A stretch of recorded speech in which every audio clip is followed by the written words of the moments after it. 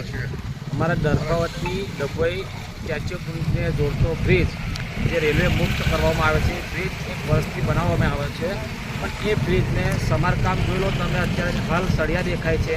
Plus બીજું કે અહીંયા સ્ટેચ્યુ ઓફ યુનિટીમાં દેશ વિદેશથી આપણા મહેમાનો આવે છે પ્રવાસ માટે, એ પણ અહીંયા આગળ ભયજનક સ્થિતિમાં મુકાય એવી પરિસ્થિતિ છે.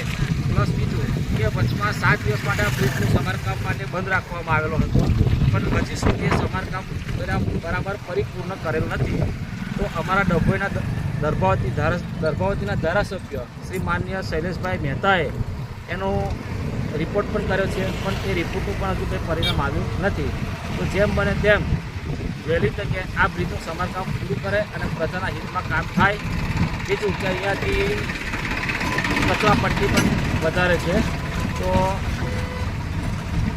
એનું પણ કંઈક નિકાલ લાવે, ગંદકી દૂર થાય, પ્રજાના આ બ્રિજ પર કેટલા મોટા ખાડા આ પડ્યા છે? બ્રિજ ઉપર તો ખાડા તમે જોઈ શકો છો. અત્યારે લાઈવ દેખાડો તો પણ જોઈ શકે છે પ્રજા. ખાડા એટલા મોટા છે કે એક્સિડન્ટનો ભય થાય ને બાઇકવાળા રિક્ષાવાળા તો પલટી થઈ જાય ખાડા છે. તો પછી એક એક્સિડન્ટ થાય તો આ બ્રિજ બંધ થઈ જાય, પબ્લિક ટ્રાફિક જામ થઈ જાય એવી પરિસ્થિતિ છે.